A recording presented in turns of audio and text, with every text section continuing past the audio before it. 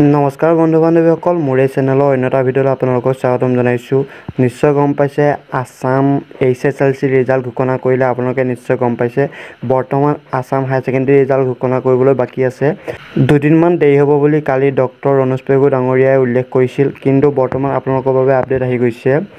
বন্ধু বান্ধৱীসকল, ইয়াত উল্লেখ কৰিছে যে Assam higher secondary education council is likely to declare higher secondary examination result within the first week of May। নিশ্চয় গম পাইছে, মে' মাহৰ প্ৰথম সপ্তাহৰ ভিতৰত আপোনালোকৰ ৰিজাল্টসমূহ ঘোষণা কৰিব বুলি ইয়াত প্ৰকাশ কৰিছে। কিন্তু তললৈ স্ক্ৰল ডাউন কৰিলে দেখা পাব যে হি পেকেজলি mention date within May' 5 the result will be out.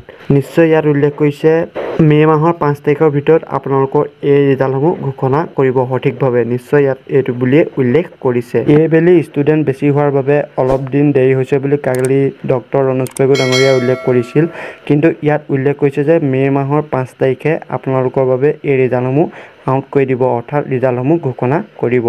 আৰু আপোনালোকে এই ৰিজাল্টসমূহ চাবলৈ এই ৱেবছাইট দুটা দেখিছে, এই ৱেবছাইট দুটাত গৈ পিনে আপোনালোকে নিজৰ ৰিজাল্টসমূহ চাব পাৰিব।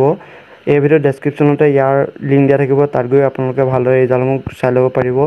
আৰু নিশ্চয় গম পাইছে, ছেবাই 20 তাৰিখে HSLC ৰিজাল্ট ঘোষণা কৰিছে, আৰু মে' মাহৰ 5 তাৰিখে আপোনালোকৰ বাবে আছাম হায়াৰ ছেকেণ্ডেৰী ৰিজাল্টসমূহ ঘোষণা কৰিব। নিশ্চয় গম পাইছে, দুদিনমান দেৰি হ'ব বুলি কোৱা কাৰণ হৈছে এইবাৰ ষ্টুডেণ্ট বেছি হোৱাৰ বাবে দুদিনমান দেৰি হ'ব বুলি কালি ডক্টৰ ৰণোজ পেগু ডাঙৰীয়াই উল্লেখ কৰিছে।